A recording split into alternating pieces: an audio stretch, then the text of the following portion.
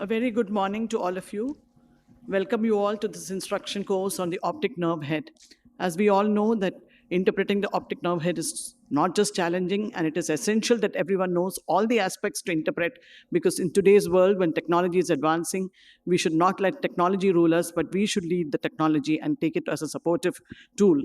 So in the session, I invite my co-chair, Dr. Jyoti Shetty, onto the dais, and my co-instructors, Dr. Smita Narayan, Dr. Abhilash Nair, and Dr. Kiran Gopalakrishnan. Either you can come to the dais or be seated in the front.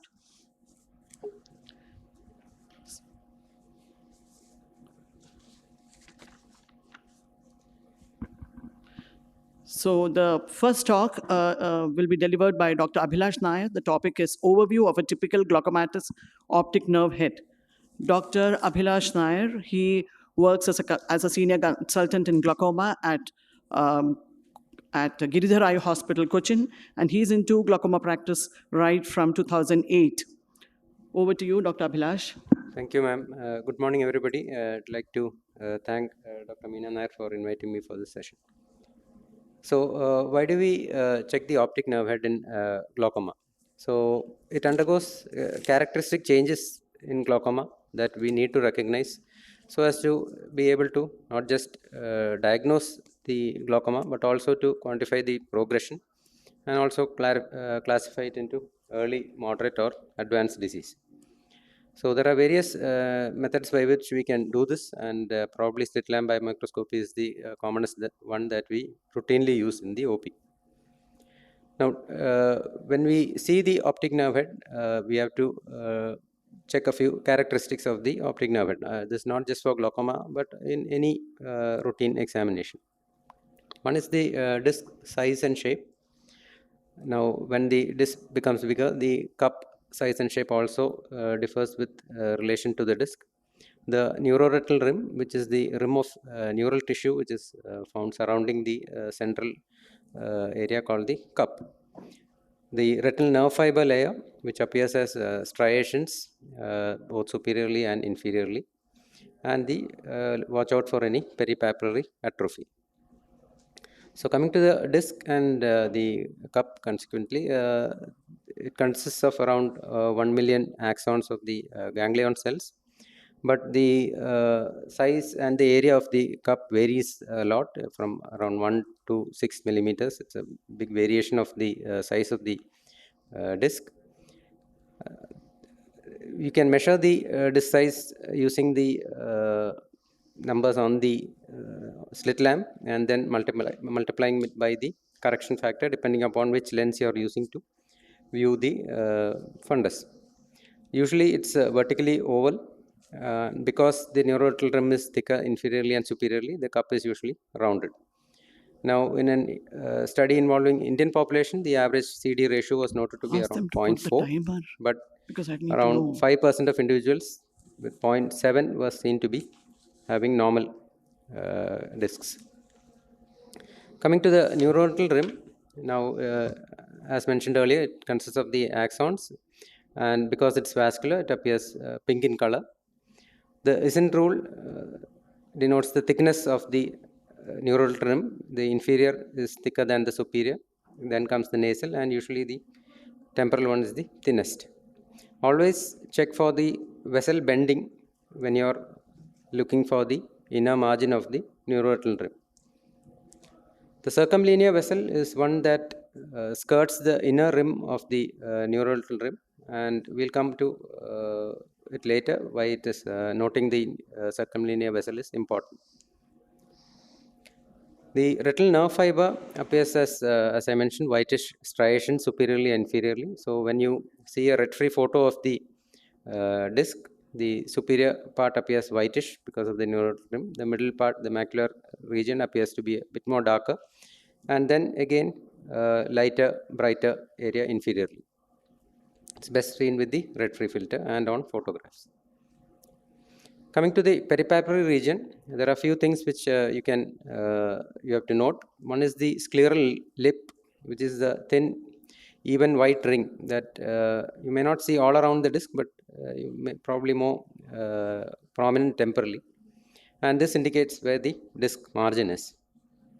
Gray crescent is a pigmented area seen most commonly temporally. It's a normal variation. It's more common in pigmented individuals. It appears as slate gray crescent, and this is a normal variation. Coming to atrophic zones around the disc, the alpha zone is a double layered fold of RPE, and because it's double layered, you have increased pigmentation on that side. And if the beta zone is present, this is usually present outside the beta zone. The beta zone itself is a retraction of the RP from the disc margin. So because RP is retracted, that area appears to be having incomplete or irregular pigmentation.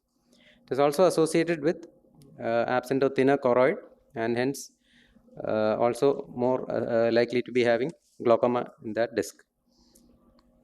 So these are various photos of the peripapillary atrophic regions. Coming to the optic nerve head in glaucoma.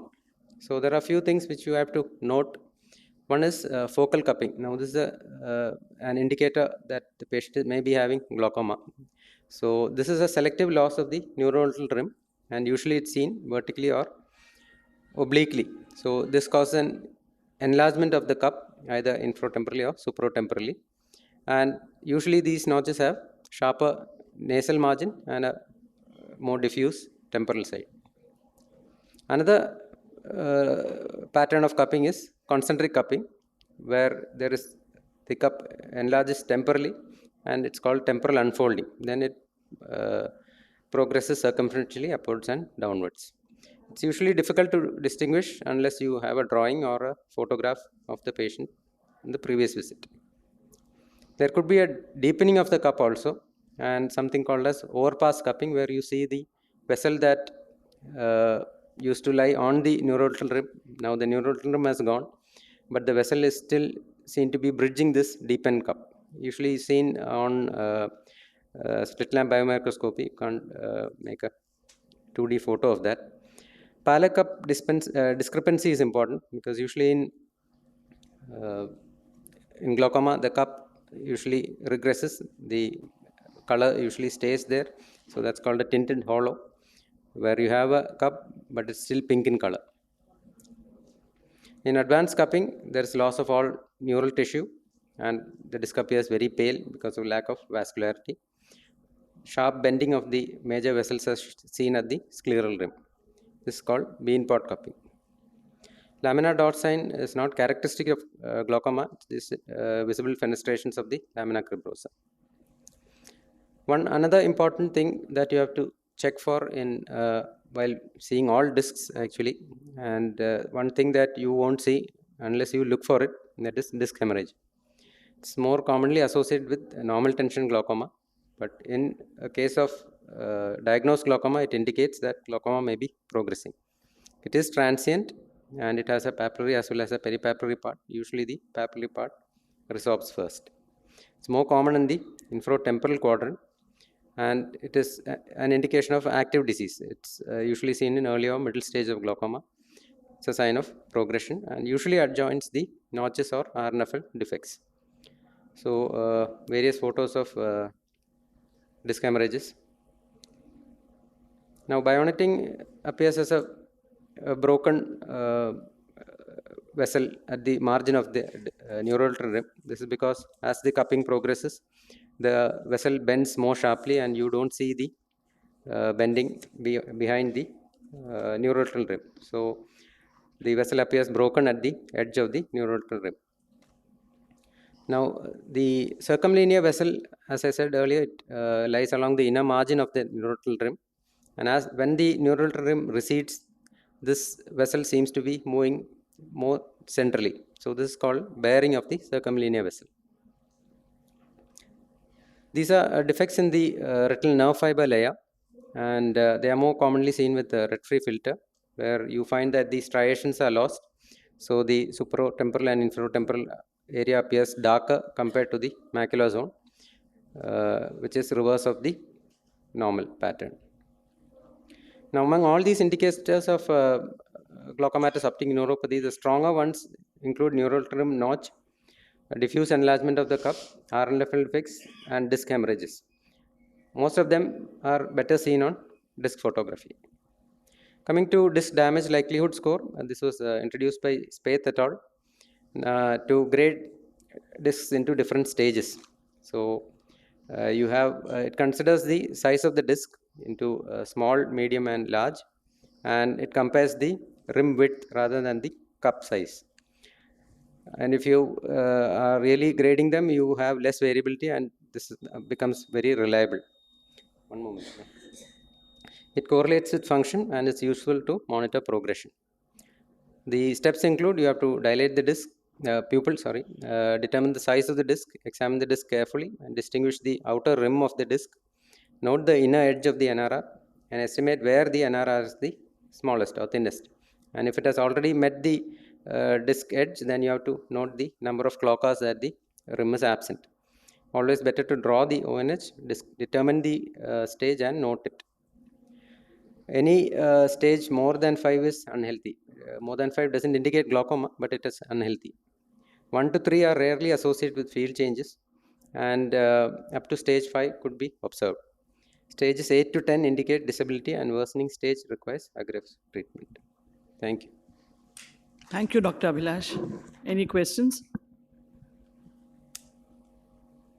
I think I have a question for you. So in the interest of the audience, if you were to choose between, though you have shown us the weak and the strong indicators, would you narrow down to just 2 or 3 pointers towards glaucomatous damage? What would you choose? I think probably notching is probably important, and disc hemorrhage. Probably those two I feel be more important than the Notching, others. yeah. So neuroretinal rim change and Rim changes the wedge nerve vascular fiber layer changes. defects, I think, are quite hallmarks. And disc hemorrhage, needless to say, very specific towards In the setting of other changes, it is glaucomatous damage, yes. And I would like to emphasize that we are most of us are not practicing and utilizing the DDLS, and the youngsters should start giving more importance to it, because there's very little inter and intra-observer, variation, more of an agreement if you stick to the protocol of the DDLS and stage it. It is good for monitoring as well as assessing the severity of the glaucomatous damage. Yes, Dr. Meena? Jayaprasad? Yeah, good morning, Dr. Meena. Yeah, that was a nice talk, Dr. Abhilash. Thank you, sir. And acquired optic disc pit. I heard a speaker recently, a glaucoma person, talking about acquired optic disc pit as an indication of glaucomatous damage of the optic nerve. Is it a well-established, accepted?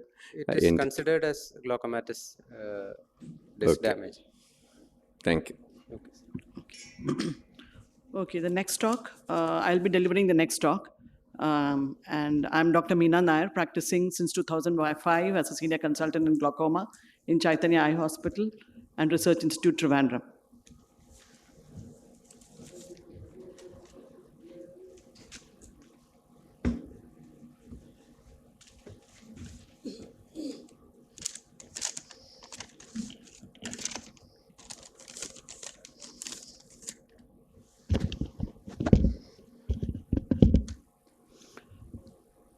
So good morning all. My topic is on the differentials of a glaucomatous optic nerve head.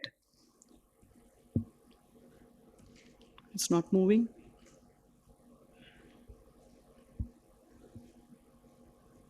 Okay. So though my talk is on differentials, I would like to start my talk and emphasize on the fact that optic nerve head cupping, the most common cause in clinical practice is glaucoma. Especially in this clinical setting when you have a normal intraocular pressure and you have such large vertical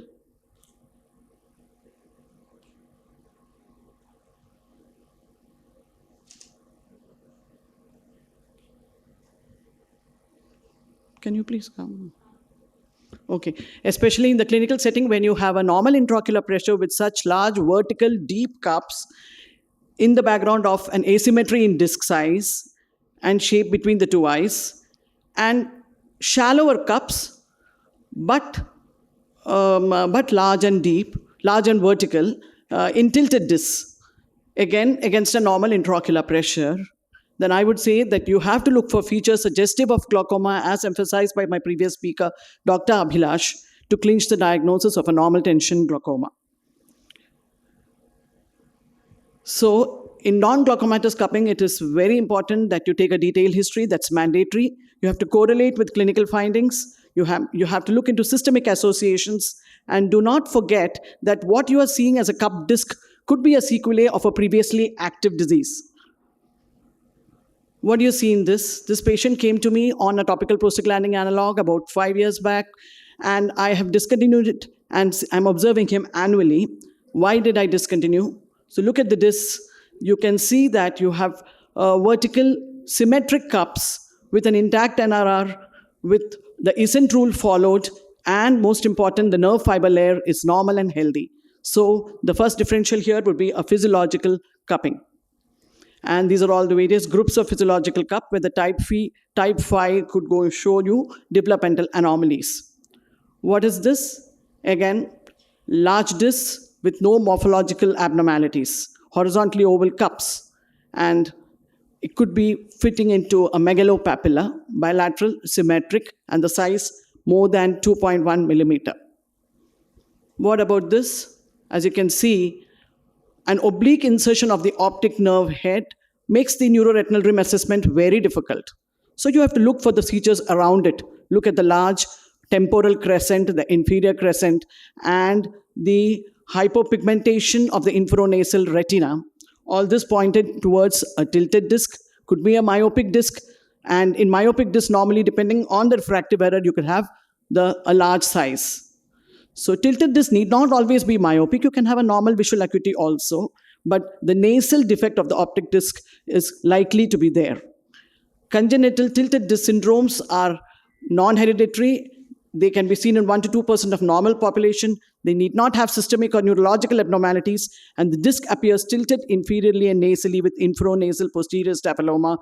Look for situs inversus, where the vessels emerge from the temporal aspect and course nasally before extending to the upper temporal portion. Dr. Jayaprasad asked about the optic disc pit, and here I am to tell you that pits are a congenital disc anomaly, could be congenital, could be acquired as well, acquired in glaucomas, which has been elaborated in the previous talk. And here you can see there is a grayish-white excavation, and they could be oval or round, and usually it is seen in the inferotemporal quadrant. The vision is usually normal.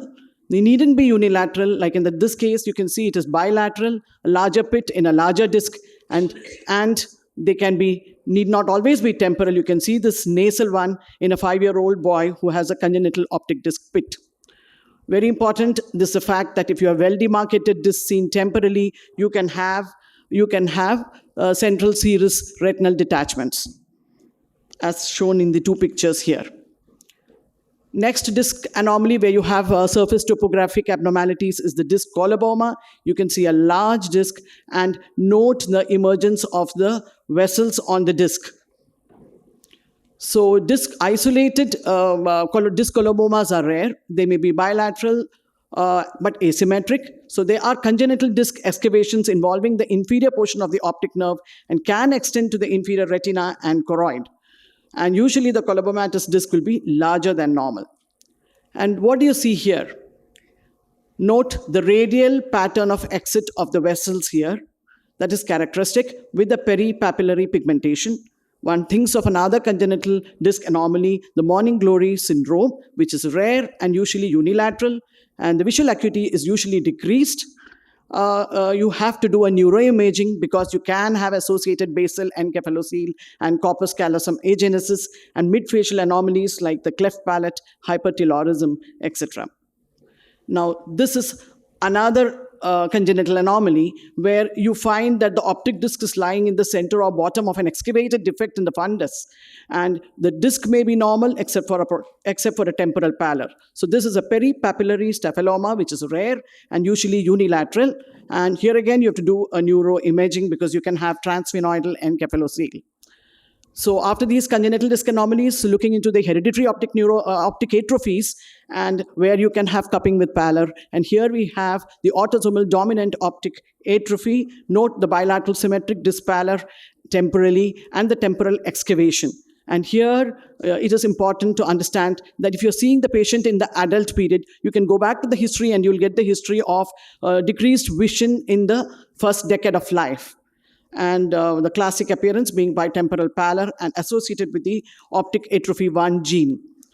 Leber's, on the other hand, is maternally inherited disease, and it is also a hereditary optic neuropathy, but seen in the second or the third decade, males more affected, and there is central vision loss, which can be sequential, one eye followed by the other eye, and in about 20-25 person cases, you can have it bilateral as well, and the vision loss is more than the dominant optic atrophy. In the initial phase, the acute phase, you can have disc edema and circumpapillary telangiectasia, but in the late phase, as in this case, the disc is pale, and depending upon the amount of axons lost, you can have cupping. So cupping with pallor mimicking a glaucomatous disc. What do you see here? This is the striated, the myelinated nerve fibers. When it is occurring along with glaucoma, it may be difficult, especially in this scenario when you have a circumpapillary myelinated nerve fibers, which will give you pallor to the optic disc and difficult to differentiate whether the disc is glaucomatous. So they appear white, feathery, and follow the course of the nerve fiber bundle, so they have a striated appearance. Now, an acquired defect such as this, where you have posterior staphyloma, so look in for other features of degenerative myopia when you have this. Now, what is this? When you have small discs, small cups, you may think they are non-glaucomatous, but you may have the disc lodging other findings like waxy lumps on the disc margin, which are nothing but calcified deposits, and the optic nerve head drusen. What is this? You can see an elevated lesion up in the superior pole, which is grayish or dark, and these could be the benign optic nerve head melanocytomas, which can occur in this and interfere with NRR assessment in glaucoma. Now, in adults, next to the glaucoma, I would say that a very common cause is the anterior off cupping with pallor, is anterior ischemic optic neuropathy. You can see in the left disc picture, the disc is edematous with peripapillary retinal nerve fiber layer hemorrhages. And in the right side, you have pallid disc edema with involvement of vascular occlusion as well. So in the acute phase, you have pallid disc edema and few hemorrhages. But in the late stages of the, especially the arthritic ischemic optic neuropathy, they mimic glaucoma and present with cupping with pallor. The non-arthritic can either have diffuse involvement or can have just segmental disc edema followed later by a segmental pallor, but usually the non-arthritic ones will not have cupping. They will have segmental pallor alone. Now, here's a 52-year-old lady with hypertension of 10 years duration and presented with 2 weeks history of headache and lateral rectus palsy to me. And we note the bilateral peripapillary edema of the nerve fiber layer with, the tortuosity of the vessels. So a diagnosis of disc edema was made. And if disc edema in the late stages can lead on to secondary optic atrophy with cupping. Here's a 58-year-old male who was on antituberculous drugs for 6 months for tuberculous lymphadenitis and came with 8 months, after 6 months of treatment, 2 months later had blurred vision, only 6/60 vision. And this case, the patient, the left eye is absolutely symmetric but not shown here, bilateral temporal pallor, nothing else, with a large cup. And so this could be a toxic optic neuropathy. Keep in mind, drug-induced, and this was an ethambutol toxicity. So you may have to look for other signs like dyschromatopsia and can do a VP as well. And in cases like this, when you have asymmetric cupping with some pallor and the background retina features will clinch the diagnosis of retinitis pigmentosa by the characteristic bone spicule pigmentation. And when you have bilateral temporal pallor, keep in mind compressive optic neuropathies, which can also present with pallor along with cupping.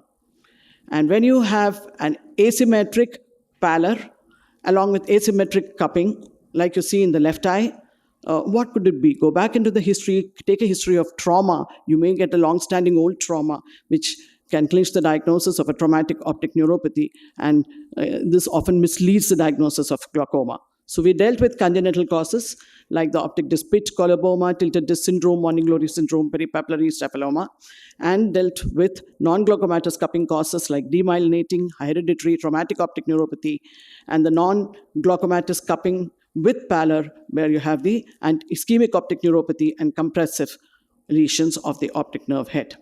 And I would like to say it in glaucomatous causes, usually primary glaucomas are bilateral and asymmetric. If asymmetric, you can have RAPD, look for the typical notch, disc hemorrhage, and wedge defects, and the correlating field defects, which my next speakers will talk about. The color vision and contrast would be kind of affected in the non-glaucomatous, and pallor is disproportionate to cupping in the non-glaucomatous. Again, field defects, my future speakers would be talking about to clinch the diagnosis of non-glaucomatous cupping. Thank you all.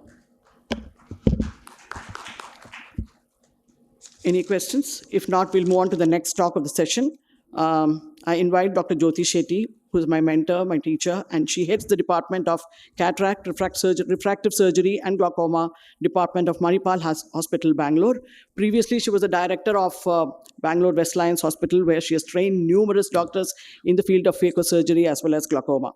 Over to you, madam, for the next talk on correlating optic nerve head changes in glaucoma with diagnostics. Okay, you have any question? How do you differentiate between congenital and acquired optic nerve pit? Congenital? Optic nerve pit, how do you differentiate between it's a congenital or acquired? Yeah, it is difficult, but congenitals are usually more deep, and they're typically in the inferotemporal. Of course, only 10 to 20% can be central or other locations also. But the acquired will have co-associated other features of glaucoma as well, and they can be bilateral as well. Yeah. Associated features like maculopathy are more in favor of congenital. And vision normal, again, is a feature of congenital. Okay, thank you. Under is where? No, on this. This, yeah, that's it. Next slide is this one. Second slide here. Yeah, okay. Good morning, everybody. Thank you, Meena, for the honor, and a really good morning to all of you all to have come here early in the morning on the last day of the session. So my talk is correlating the optic nerve head changes with the diagnostics. Correlating optic nerve head changes with the structural and functional diagnostic tests that we have in our kitty today, namely the peripapillary retinal nerve fiber layer analysis, the GCA, which is done by the OCT, and the visual field testing, commonly followed is the standard automated perimetry, that is the white-on-white perimetry. This is a cornerstone in glaucoma management, but it is absolutely essential to understand the strengths and the weaknesses of these correlations. Also understand the other pathologies that can mimic the same so as to not either under or overdiagnose glaucoma. So the outline of my talk will have correlation of these changes in mild, moderate, severe glaucoma, some special changes in normotensive glaucoma, and how to correlate these diagnostics in very difficult conditions of myopic discs with glaucoma. So let us start with the mild, moderate, and severe glaucoma cases. Here is a case of a 53-year-old male with slightly thick corneas. Peak IOP on office diurnal is about 28-30 millimeters in both the eyes, open angles, and no other risk factors. Now, this is the disc picture in the right eye, showing you a superior rim equal to an inferior rim that is suggestive of early damage. Shows you slight blunting of the retinal nerve fiber layer striations on the RNFL analysis on red-free photograph. This is the left eye, which is showing you the classic inferotemporal wedge defect on RNFL analysis, on a disc photo, which is better appreciated on your red-free photograph with the corresponding inferior rim thinning. Now, when you correlate it with the retinal nerve fiber layer analysis, you see the classical changes, blunting of the warm colors on the thickness maps, the yellow and red pixelation in the left eye on the deviation maps, and the corresponding changes on the TISNET graph with the thinning shown in the sector as well as the clock arm maps. So it is fitting very well into your whatever you are seeing clinically. Now you do the GCA analysis. Again, the GCA analysis in the left eye is showing you the classical thinning that is there in the inferior rim, which is the inferior GC IPL thickness, which is a very good indicator of glaucoma damage, especially early glaucoma damage in pre-perimetric glaucoma and in patients of myopia with glaucoma. So everything well correlating with whatever you are seeing clinically. You can have a wide field view of the OCT, which is available on most OCT machines, and this will combine the RNFL defect with the GCA defect and show it to you in continuity, again fitting the pattern that you are seeing clinically. Now, typically when you do the SAP in this patient, when it was done, you know that SAP picks up the defects much later than the ganglion cell damage is done. So you have a normal 24-2 here, a normal 10-2 here, non-specific changes in the left eye, though you see such a large evidence of damage on the clinical photograph and as well as your RNFL analysis. But the 24-2 and the 10-2 does not pick up any changes in this early pre-perimetric glaucoma. So it is essential to correlate the appropriate test with whatever you are seeing clinically. Let's come to the second case. Again, a 58-year-old female, family history of glaucoma, normal corneal thickness with difference in intraocular pressures, pigment dispersion in both eyes. Now, this is one of my older patients. So what you can see is a small defect here, which has got a very narrow angular width. Now, this is done on the Stratus machine, so it's an older one. If you see both the sector maps and the clock arm maps, none of them have picked up the defect. So this is green disease, and the fields in this patient were normal, both the 24-2 and the 10-2. But if you look at the Tisnet profile carefully, you can see the slight dipping that is seen in the right eye, though it is showing green everywhere. So don't be misled by your diagnostics. Coming to the next case, you have a 56-year-old male with a slightly thinner corneas, high IOPs, and acquired cornea verticillata because he's been on antiarrhythmic drugs. And this is the picture in the right eye. You can see the inferior rim thinning with the classical inferotemporal wedge defect on photography, best seen on the red Fried photographs. You can see the defect here clearly. And you can see these early slit defects which are seen in the left eye, again appreciated well on the red Fried photograph.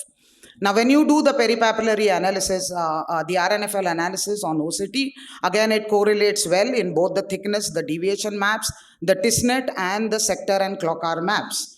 And when you do the GCA analysis in the right eye, what you are seeing is the classical GCA hemifield test, which is a straight line which is longer than half the length between the inner and the outer annulus seen temporally. Now, this is a very good discriminating sign in pre and early perimetric glaucoma, seen in the right eye but not seen in the left eye. Now, why is that so?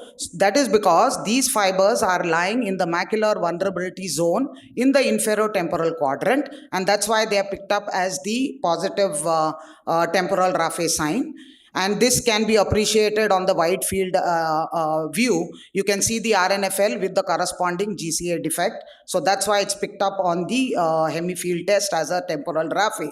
But not so in the left eye. You saw the defects which were there located superotemporally. You can almost see a normal GCA out here with nothing picked up. Everything is in green.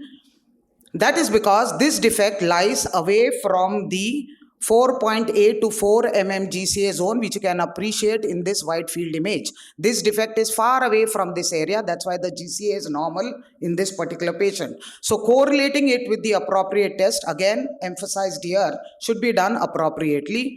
And as expected on the fields, you have a defect in the superior hemifield, which fits into the moderate defect on the Anderson's criteria. And in the left eye, some early changes out here, which again fits into the mild defect of the Anderson's criteria, which all of you all are familiar with. Coming to the next case, again a 64-year-old female with angle closure glaucoma, status post YAC-PI, well controlled on anti-glaucoma medications. Here you see the superior rim thinning far outweighing the inferior rim thinning. So not everything should follow the isn't rule. This is the right eye of the patient. You can see the blunting of the RNFL striations on the red Fried photograph. This is the left eye, again showing more superior rim thinning as compared to the inferior rim thinning in both the eyes, and you can see the defects well on the red Fried photographs.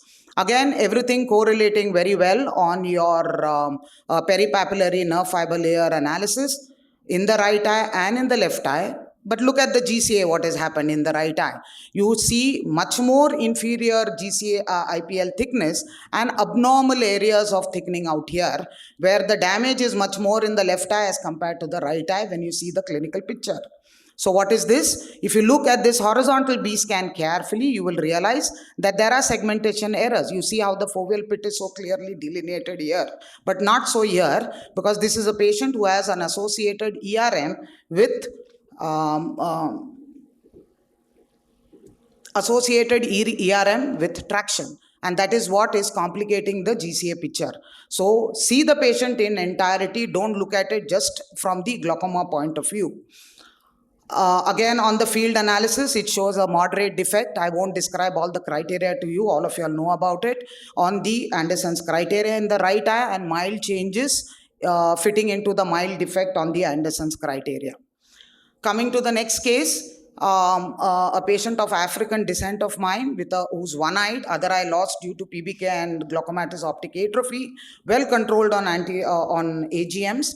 Now this is her one-eyed picture. Obvious extensive damage, extensive thinning of both the superior inferior rim, almost bald striations on the red-free photograph. If you see the RNFL analysis, the floor effect is still not reached in that eye, so that is why you can still use the RNFL analysis for diagnosis as well as progression. Now, floor effect is nothing but a technical limitation of your machine. It's not an anatomical limitation, and it varies for different machines. It's about 47 micro-M for the Cirrus machine that has been used out here. So anything thinner than this is not going to be picked up by your machine. So in advanced cases, you can definitely not rely on this. But you can still rely on the GCA because the floor in GCA analysis is lower than that of the retinal nerve fiber layer analysis. So you can still use this for diagnosing as well as correlating the changes that you have seen. Of course, in this patient, when you have double arcuate scotomas, the best way to correlate your disease would be to do the 10-2 analysis, not only for diagnosis, but for prognosis as well. Again, emphasizing the fact, I have another patient of juvenile onset glaucoma, young guy, status post-trab in both eyes, RAPD in the right eye. So you can see the extensive glaucomatous damage that is seen out here, gross thinning of all the neuroretinal rims, seen very well on the red-free photograph, bald striations there. Left eye showing lesser damage with thinning here and thinning out here. Again, seen well on the red-free photograph. When you correlate it now with the retinal fiber layer analysis, here the floor effect has already been reached in the right eye and in the inferotemporal part of your left eye. So you cannot use this test to correlate with the staging that you are seeing on your clinical analysis. So best followed again with GCA. You can, because the papillomacular bundle is the last to be gone, you can still correlate it with the clinical changes that you're seeing. But now look at what is happening to the left eye. The left eye again is showing much more damage on the GCA as compared to what was seen clinically. Again, as I say, look at the horizontal B scan. There is a segmentation error. It is not centered on the fovea. So don't take your printouts and just look at them. Please correlate them correctly. As usual, this has to be followed on 10-2. That will correlate well with your disease stage. That is the right eye picture. The left eye, which has picked up the the inferior defect, but has not really picked up the changes due to the superior RNFL defects. Again, emphasizing the fact that it's better to do a 10-2 to pick up the early changes as compared to the 24-2. And SAP anyway picks up the defects much later than what is seen clinically as well as on RNFL analysis. Now, what happens in normotensive glaucoma? It is part of the continuum, but there are subtle differences in both the structural and the functional tests that you do. There is an increased incidence of disc hemorrhages, the rims are narrower, you have larger cup disc ratios, and the GCA losses are more in the inferotemporal quadrant. The visual field defects again are deeper, steeper, closer to the fixation. So 10-2 is a better test to be used for correlation.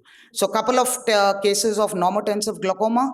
You have a 54-year-old female here. She's a yoga instructor doing Shivasana, extensive breath holding, a very thin cornea. Peak IOP on office diurnal is 15 and 14. She gives a history of migraine and nocturnal hypotension on Holter monitoring. And these are her cup disc images. Large disc with large cups with inferior rim thinning. And you can see the obvious inferotemporal wedge defect that is seen here. Better seen again on the red-free photograph. That's the right eye of the patient. This is the left eye. Again, the inferotemporal defect better appreciated on the red-free photograph, which also picks up the early superotemporal RF defects here. Correlating it with the diagnostics, so it's well picked up all on the thickness maps, on the deviation maps. Now, all these parameters are there in gray without any color correlation. That is simply because the disc diameter is beyond the normative database. Normative database is 2.5 limit millimeter square. This is much larger. So that is why you won't see any of the red and green colors out here. Now, if you look at this superior temporal defect out here, which is there seen, it is not picked up either on the sector map or on the clock-hour map. Again, because this is a very narrow angular width defect, which this is green disease in the left eye, as I showed you in the second case previously.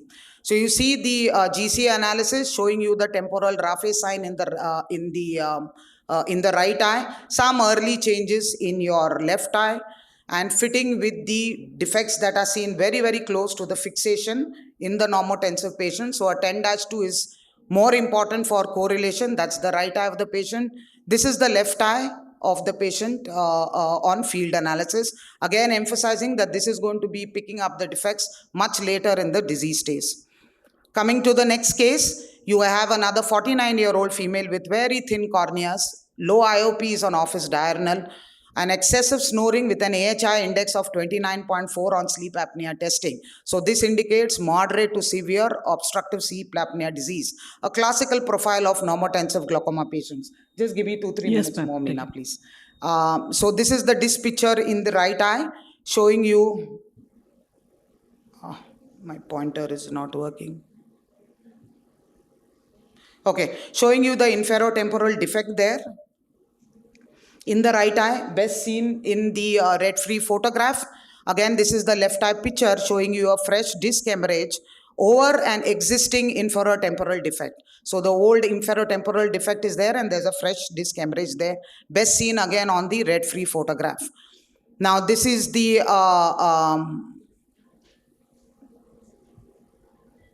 just can you take that off? It's not going. That's not moving. That's what I was telling you.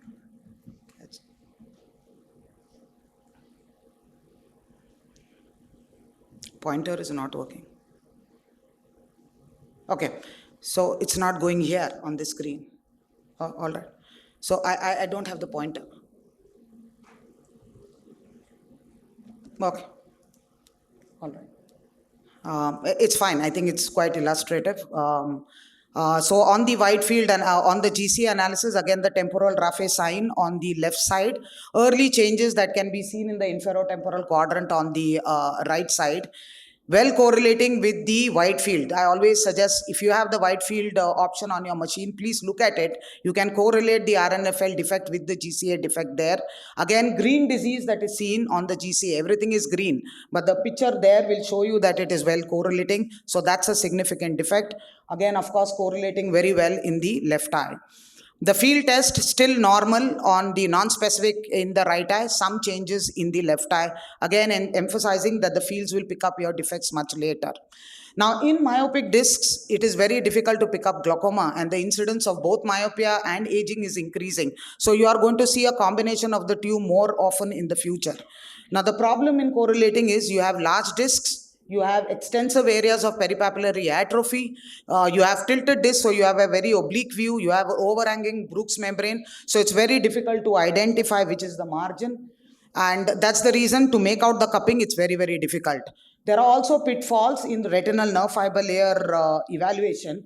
You will see that both the superiotemporal and the inferotemporal retinal nerve fiber layers are drawn more towards the papillomacular bundle.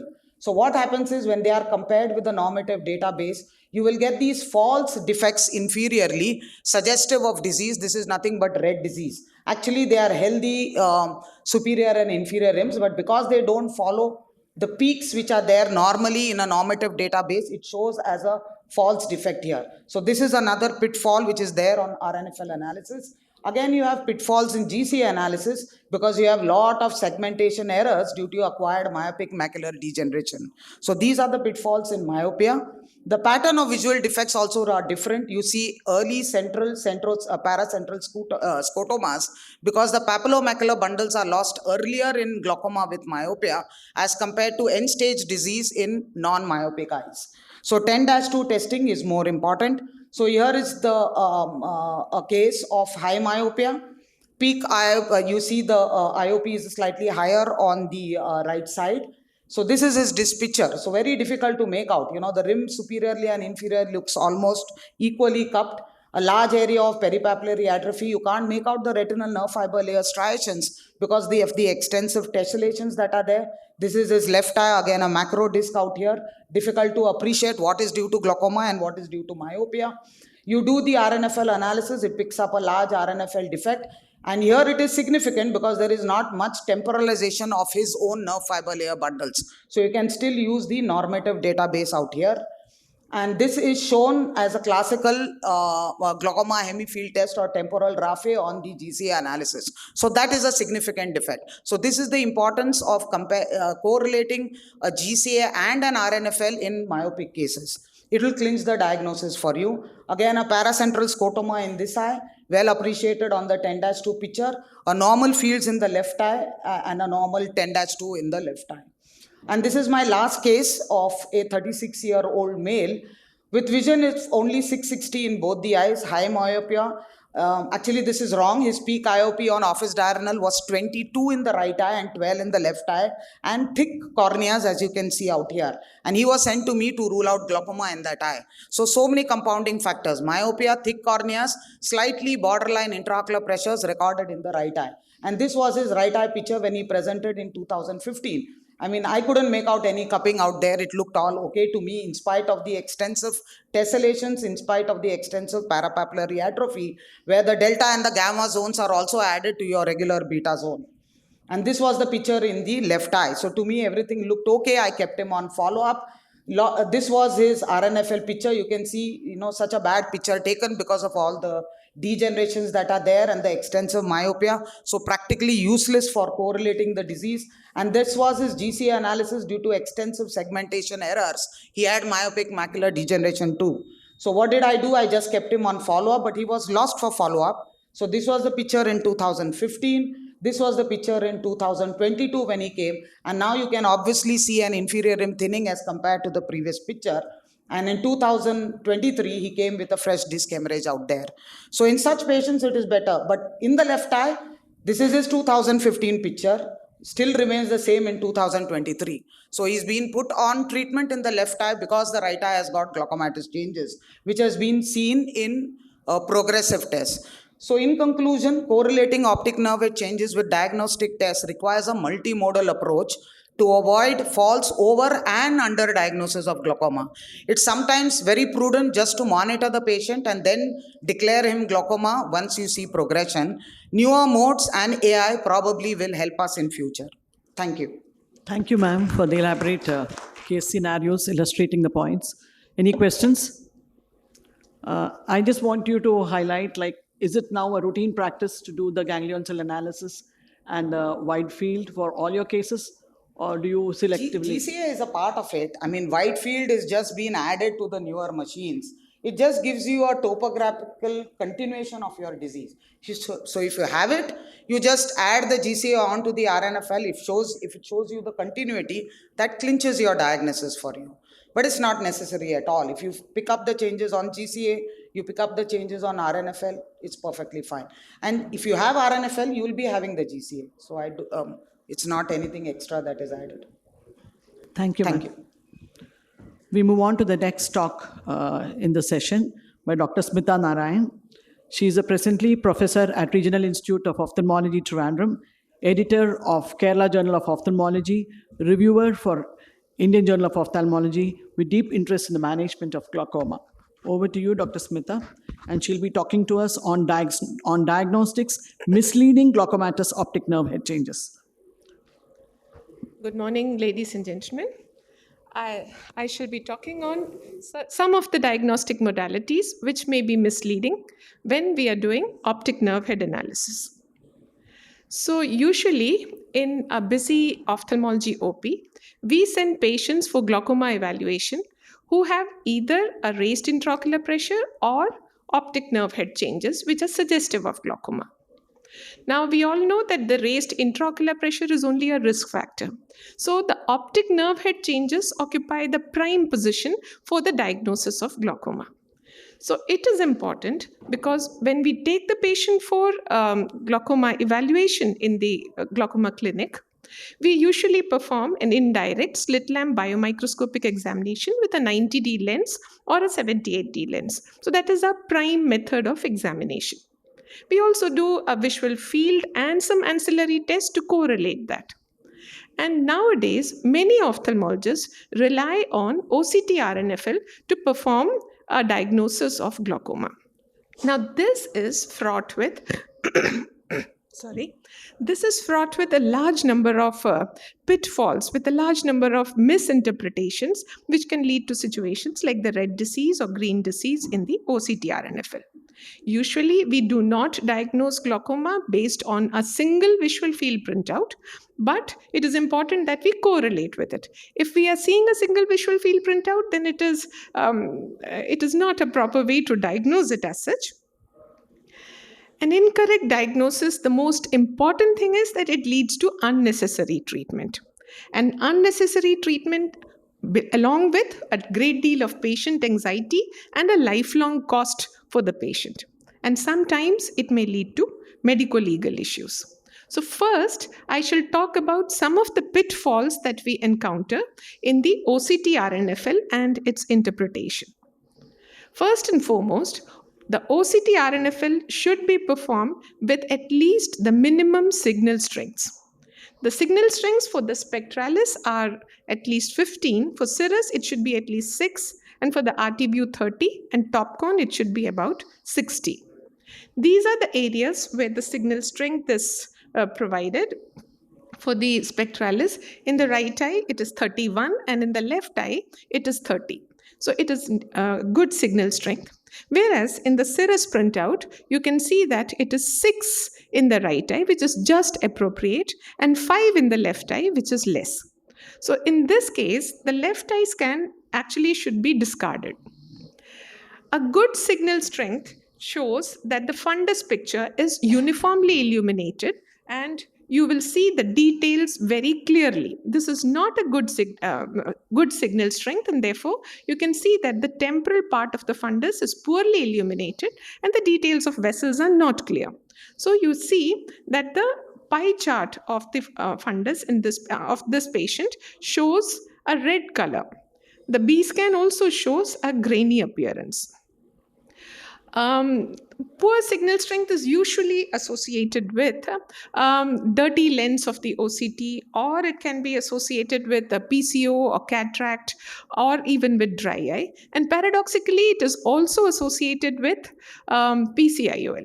So it is important that we ensure that the patient's OCT is taken with a good signal strength. Otherwise, there is a very good chance, even though here it is temporal and it's not diagnostic of glaucoma, there's a very good chance that we can have the patient misdiagnosed as glaucoma. Second is about the ring for measurement of RNFL thickness. The center of this ring for the center of this ring for measuring RNFL thickness should actually coincide with the center of the disc. If it doesn't coincide and is exaggeratingly decentered, as in this picture, then you can see that the Tisnet profile is very abnormal. It doesn't follow the normal contour and the normal thickness. And the patient in the pie chart can be labeled as glaucomatous because of the red areas here in both eyes. But you can see that when this ring is appropriately centered, now the pie chart is green in color. And so this patient who could have been misdiagnosed as having glaucoma doesn't have actually glaucoma. More than 10% decentration should make us discard the scan. You can see this fundus picture where there is a decentration nasally and superiorly. So since the retinal nerve fiber layer is thickest around the disc and it thins away from the disc, the decentration leads to an abnormal pattern on the pie chart. So this is why this patient has a yellow or the borderline changes in the pie chart And so such a scan, so you can understand what will happen to the ISNT rule when there is decentration, because and that can inappropriately lead a person to be labeled as glaucomatous. Thirdly, in the printout, we must also look for the area just under the measuring ring. you can see a black area here. This prevents the acquisition of image in this area. And so you can see there is no image acquired in this area. This is touching the x-axis. And I'm sorry. A floater which is present outside the measuring ring does not affect the scan, but a floater straddling the measuring ring causes an algorithm failure, a poor acquisition of the scan, and you can see that this area is now very thin and it is falsely thin. In this printout, which we had seen previously, you can see that the RNFL thickness map shows a black area here, which is a floater. This is abutting the measuring ring, and that is why the pie chart shows a yellow area, a borderline area. And therefore, this scan should actually be discarded because this has a poor signal strength of only 5 for a serous OCT. So a poor signal strength and a floater abutting the measuring area. All these lead to a suspicion of glaucoma in this patient, which is actually not there. Motion artifacts are seen when the patient has poor vision, especially if the patient is myopic or the patient has advanced glaucoma. These are best diagnosed by a horizontal line like this. These are best diagnosed by a horizontal line where there is a discontinuity of the blood vessels. These are nowadays uncommon with the newer machines because they have new sensors which prevent acquisition of the scan when the patient is moving. Cut edge artifacts, these are very common in our institution because they are operator induced and we have student technicians who take OCT. So these artifacts, which are seen especially in the periphery, there is no acquisition of data, and so these are very thin. So the machine just averages out whatever it can, and these in turn can lead to many defects, especially in patients with where you are assessing the progression of glaucoma. In the serous OCT, the cut edge artifact is seen at the periphery as the black areas like this in the RNFL thickness map. Look at this printout. You can see that the pie chart shows areas in red, which are indicative of a presence or diagnosis of glaucoma. But when you look at the Tisnet profile, you can see it touching the x-axis. And you can see that there is a complete failure of the algorithm with a poor identification of the RNFL. So this is basically an algorithm failure of the OCT. And so you have to repeat the scans. And so when the scan was repeated, you can see that the pie charts appear in green. PVDs cause traction, which causes misidentification of the RNFL. But if you are assessing progression using the OCT, you can find that it gives us an appearance of progression when it is actually not there, because as the PVD progresses, the RNFL appears to thin out on the OCT. Indian eyes have an RNFL thickness which is about 8 to 12 microns thinner than the European eyes. Since our reference database in our OCT instruments is usually of European descent, this difference in ethnicity can lead to a patient being misdiagnosed as glaucomatous. So that is another important thing that we should consider, especially for our Indian eyes. Then these are certain of those conditions where there is no normative database available. So in such situations, we should rather go for macular parameters for glaucoma. But the limitations are that there are age-related macular changes, and about 50% of the retinal ganglion cells have to be lost before we can have a diagnosis. And correlation with clinical examination is essential, which is difficult in these situations. As described by the previous speaker, not only does the OCT misdiagnose or many of our diagnostic techniques misdiagnose the presence of glaucoma when it is actually not there. There can be also situations when the fundus picture or the field picture shows the presence of glaucoma, but the OCT is unable to pick up. You can see that here there is an RNFL defect, which is also picked up by the visual fields, but the pie chart appears green in these patients. This is because the OCT averages out the thickness in a given quadrant, and therefore the focal defects are not picked up. In this printout, I'm not sure if it's seen clearly. You can see that there are multiple areas where where the patient's testnet profile is touching the red, these two areas, but the pie chart is green. Again, this is green disease, and the OCT is unable to pick out because of the averaging.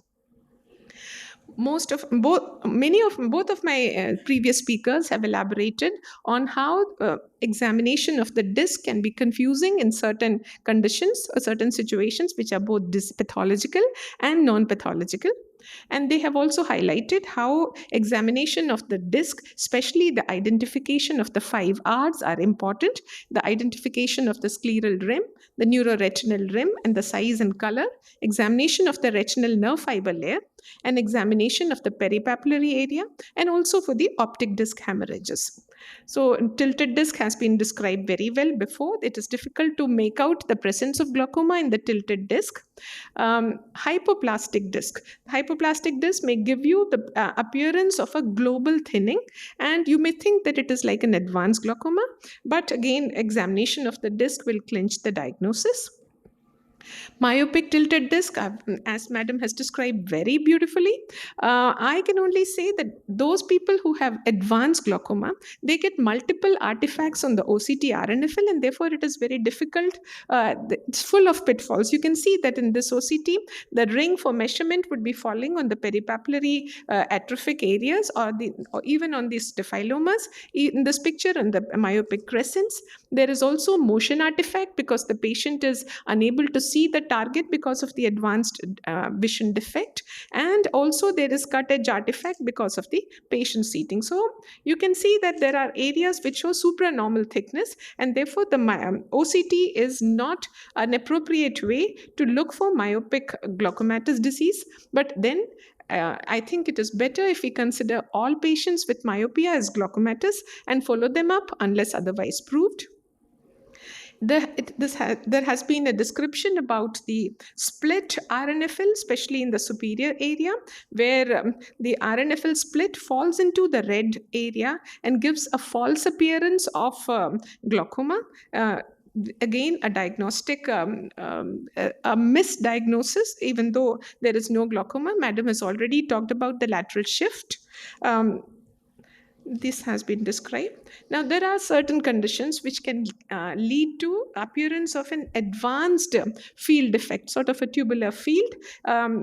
This is a tubular field, and the patient showed a superior notch and a 0.6 cup with pale disc in both eyes. But however, on repeated questioning, the patient said that he was hospitalized for nearly a month for 35 years ago. The patient is for meningitis, life-threatening meningitis. So that has led to this, this infective condition has led to such tubular fields with advanced glaucoma, with advanced changes which appear like glaucoma. Sometimes very early neurological defects may mimic glaucomatous changes, as in this case where you can see there is a sort of evolution of an arcuate scotoma from a nasal defect. But in such cases, we can apply the RP Mills criteria. The RP Mills criteria are applied to the raw data of the patient. They help us to differentiate between the neurological and the glaucomatous defects. This has been already described, and so I'm not going to talk about it. Anterior ischemic optic neuropathy, that has also been described. It can lead to altitudinal defects, not necessarily respecting the x-axis. It can be above or below it. Focal retinal diseases can lead to such defects, and these are very easy to diagnose if you look at the fundus. So none of the visual field should be examined in isolation.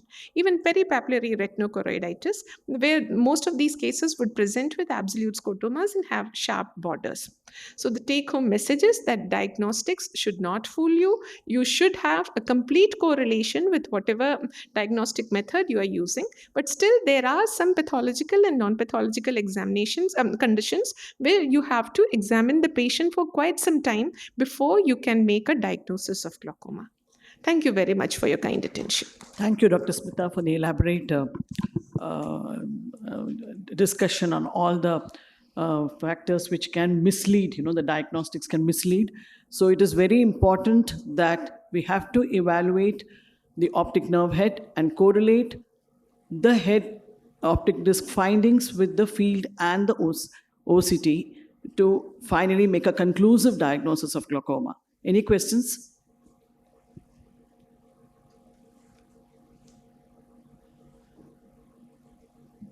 None? So I think it's a good take-home message. Thank you. Okay. Next, we move on to the next talk, that is outlining the workup of a glaucoma suspect, especially after evaluation of the optic nerve head and diagnosing as a glaucoma suspect. Let's see what Dr. Kiran Gopalakrishnan has and how he has outlined the workup of a suspect.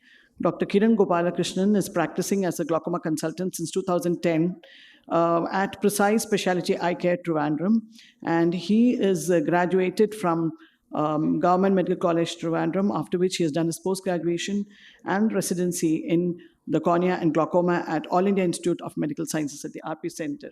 Over to you, Dr. Kiran. Thanks, madam. And I'll be basically outlining the workup of a glaucoma suspect. So this is basically a bird's eye view and a concise view of what has been discussed so far. And just a reminder that when you say glaucoma suspect, it's not just the ONH suspects that we have been discussing all throughout. It also includes the category of IOP suspects or ocular hypertensives and angle suspects, which comes under the category of angle closure disease. But we have basically decided to concentrate on the ONH suspects as well. And the workup is essentially the same, except that in IOP suspects, the investigation of measuring the central corneal thickness becomes more important, and in angle suspects, obviously, gonioscopy is important. So let's start with disc imaging. Now, disc imaging is generally a grossly underutilized technology, but we have to understand that all the international societies gives a very strong recommendation to perform this test because the level of evidence to perform this test is very high. Why is disc imaging important? It is primarily important for two reasons. One is for reliable detection of disc hemorrhages. It's well documented that nearly 10 to 20% of optic disc hemorrhages are routinely missed on a standard 90D examination by very experienced glaucoma practitioners in landmark trials. So imagine the miss that we might actually have. The second is early identification of RNFL defects. Again, most of which has been discussed already. Look at this field. I mean, these are not well-defined defects here. There are some depressed points in the nasal areas, but not very well-defined defects. But the fundus image, you can clearly make out a supratemporal RNFL defect, which is further accentuated on the red-free image. Now, again, well documented that in landmark trials, if you don't take optic disc images, you are likely to miss out on a lot of cases. In the ocular hypertension treatment study, for example, 55% of patients who were being followed up, actually who had optic disc changes, had no concurrent visual field changes. So this has been well documented, and therefore this test is very important. We have talked about the ISNT rule before, but the ISNT rule was originally formulated on this paper. This was published way back in 1988 when the imaging technologies were more nascent. With more advanced technologies, we have actually found that the ISNT rule is basically valid only for less than 50% of patients. So that is basically because the nasal rim has a very wide field, it highly varies. So if you want to follow some rule and look for any break of the neuroretinal rim rule, it's probably better to stick to the IS rule, where the inferior is thicker than the superior, because this is basically present in more than 3/4 of the patients. Now, disc drawing is less desirable than optic disc imaging. Again, I'm not using the term myself. Less desirable is the term used by the American Academy of Preferred Practice Patterns. And the reason essentially is high inter-observer variability. So this is the father of a fellow ophthalmologist. So this is about 2019 disc drawing by a resident. Fair amount of details, normal size disc, no disc damage likelihood scale. I've marked it as 0.7:1. Now, when I am seeing this person for the first time now, and I'm looking at this disc, and I wonder if there is some increase in the concentric cupping from, say, 0.7 to, is this not 0.8? And that is the problem, because I don't have an objective disc image to compare myself to, say, way back in 2019. That is why this is less desirable. Second investigation, perimetry. Very strong recommendation to perform this test as the level of evidence is very high, all the international societies. The standard approach, the default choice should be Sita standard and not Sita faster and fast, which actually should be reserved for young and experienced. Experienced here does not mean age. Experience means perimetrically experienced. And Sita faster and Sita fast is easier for older patients is a misconception, because these tests usually employ much more subtle stimuli, and if you think that a person is looking very old, let us do a faster program, you will end up actually getting more unreliable results.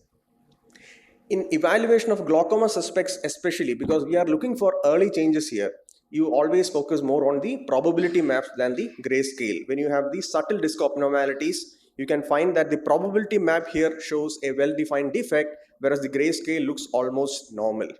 An important point for young ophthalmologists: do not discard field tests based on false negative errors, because they do not really affect patterns of field loss, unlike false positive errors.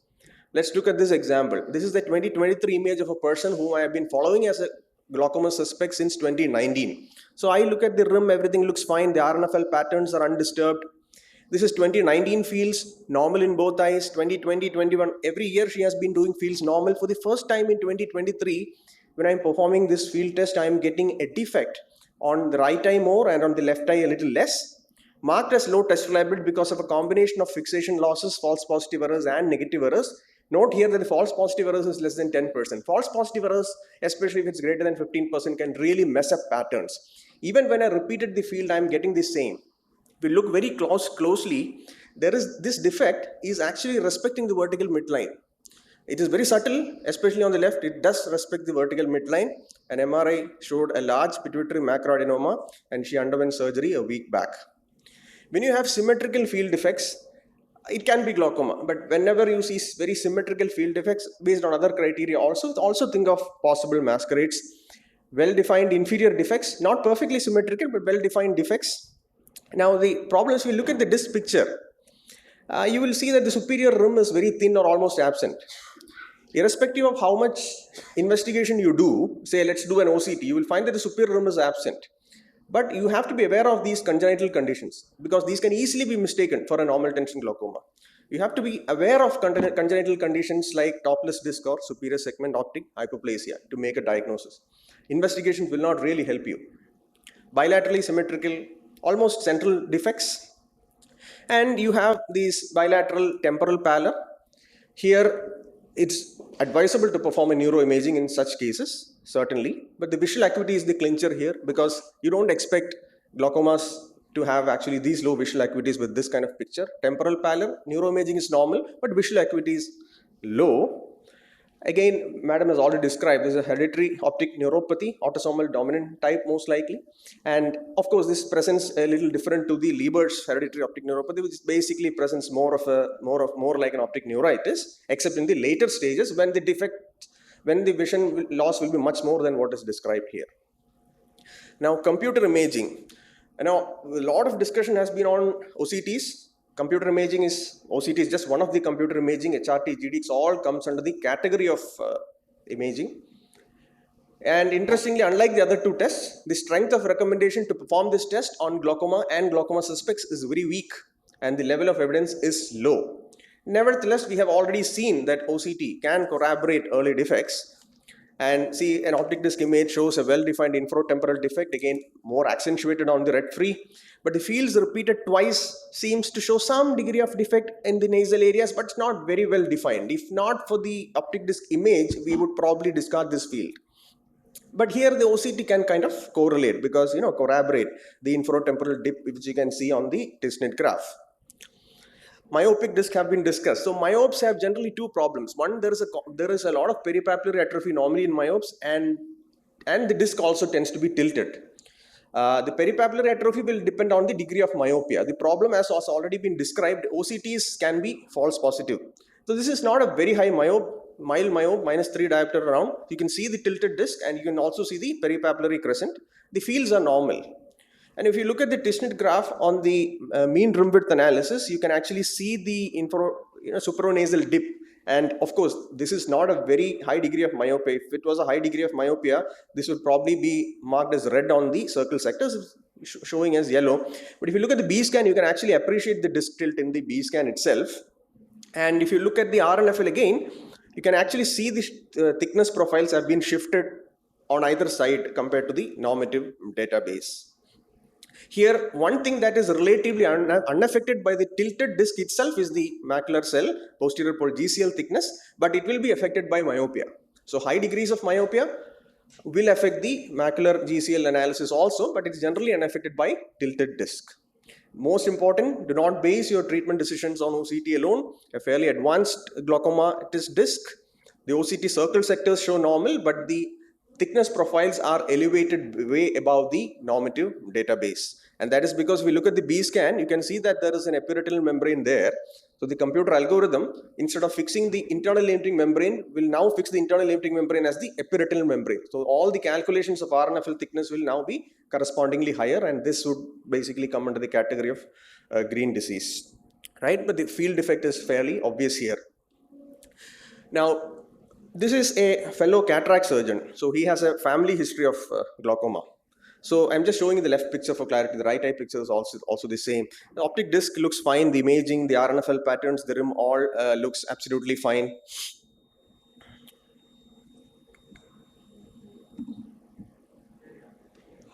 Yeah, the fields are also fine. But then this is the problem. You look at the OCT, you find that there is an infratemporal dip on the Tisnet graph. And I repeated these scans twice. The circle scans at various levels, 4.1, 4.5, all are showing this infratemporal dip. And you look at the posterior pole GCL thickness analysis also shows an early inferior arcuate thinning, but the minimum rim width is normal. Now, this is exactly what I want to highlight. So you have a person who has normal fields, normal optic disc imaging, abnormal RNFL, which is usually the default test, and abnormal GCL, but there's a normal MRW. So you have tests which are not exactly corroborating with each other. This is why when you approach a glaucoma suspect, the workup should be one, balanced, where you ideally look for a good balance of neither overdiagnosis or underdiagnosis, and a multimodal approach. Multimodal approach means you perform all the tests, and within the tests, you perform different protocols and try to corroborate everything. That is the multimodal approach that will help you in finally diagnosing a glaucoma suspect correctly. Thank you for your kind attention. Thank you, Dr. Kiran. So I think we have listened to a lot of artifacts of all the investigative tools. And in the interest of the young ophthalmologist, if you could just highlight, if you have a person who is a glaucoma suspect, maybe in terms of the IOP being raised, or with the disc having some changes, or like you said, an angle having some problems, the basic things you would do in your first examination of the patient. Yeah, see,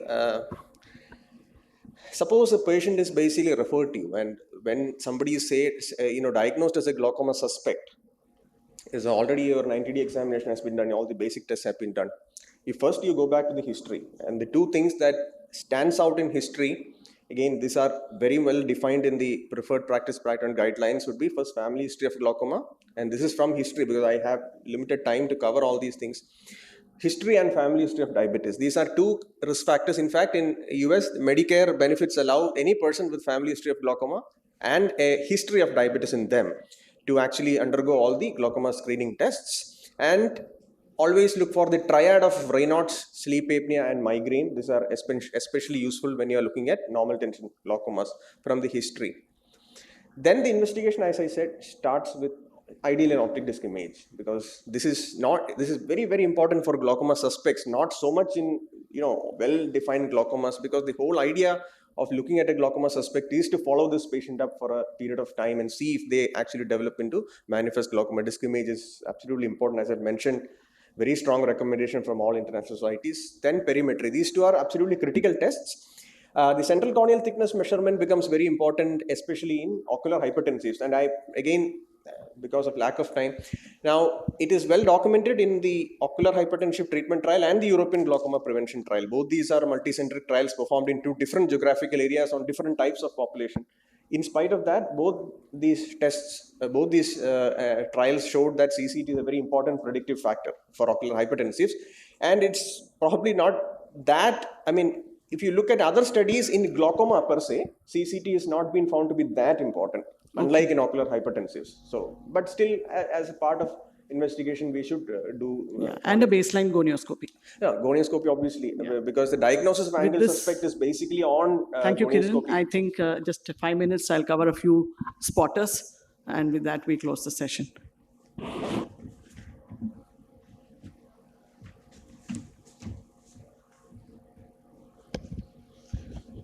As I showed the spotters, it's just a review of the disk images that we have been projecting so far. Anybody can move on to the mic and tell me what the spotter could be. So what could this be? If nobody says, I'll just carry on, proceed. Yeah, this is a disc coloboma with a retinochoroidal coloboma. When do they develop? They develop when the proximal end of the embryonic fissure fails to close completely, and systemic associations could include CNS malformation, cysts, and chromosomal abnormality. And here, this is a very rare one. You see an optic disc pit with a retinochoroidal coloboma. So pits normally needn't always have associated retinochoroidal colobomas. Now, any of the spotter diagnosis is there, and we've been discussing on and on about a typical wedge nerve fiber layer defect fanning out from the disc margin to the periphery, and how to correlate has been shown by my previous speakers, correlating the inferior defect with a superior arc weight and an inferior RNFL sectoral thinning. So what is this? Like I said, optic disc pit maculopathy. You have a huge CSR with fibrin deposits, and again with a tract up to the macula because of the central serous retinopathy, maculopathy. What is this spotter? This is a disc at risk, and you can see crowding of the optic nerve fibers, and these are discs which can go for non-arteritic type of ischemic optic neuropathy. Small discs which can mimic glaucoma if you have inherent optic nerve head drusen's, and look at the way the autofluorescence highlights the multiple drusen on the optic disc. The B scan gives supportive idea with the disc elevation. What about this? Dr. Abhilash talked about bean pot cupping, and so we have a glaucomatous optic atrophy, and wherein a B scan can show the deep cupping of the optic nerve head. What about these? Do not mix them up with collaterals. You could just be seeing epipapillary loops on the disc.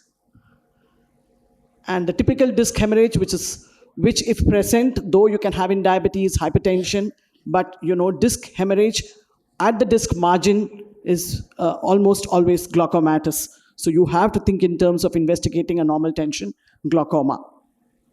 Here, anyone? Collaterals on the disc could be seen in primary open angle glaucoma, could be seen as collaterals elsewhere when you have venovenous collaterals with occlusions, vascular occlusions. This spotter, you have a pale NRR and a large cup, and I said traumatic optic neuropathy. A clue could be if you have been following up the patient right over the years, the 11 years, having the typical inferior altitudinal defect which has not progressed at all, giving a clue that it is a static optic neuropathy because of the old trauma, and a VP could be conclusive where you can see that the latency is, the amplitudes have reduced, but the latency is almost normal. So here again, it is peripapillary nerve fiber layer edema and an idiopathic intracranial hypertension. Most of our speakers have shown bilateral temporal pallor and associated bitemporal hemianopia, and here we have a suprasellar region where the pituitary gland is not seen at all, and you have a stretched optic chiasma. Now here, a 61-year-old lady presenting in 2011 with multiple peripheral neuropathies and with a history of a retrobulbar neuritis just 2 weeks back and fully recovered, and the field's normal, and the left eye which had a recovered old optic neuritis, where again VP could give you hints on the clue. So thank you all for your patient listening, and I hope this instruction course has given you a good insight into optic disc evaluation. Thank you all. I would request all the speakers to come to the dais for a photograph.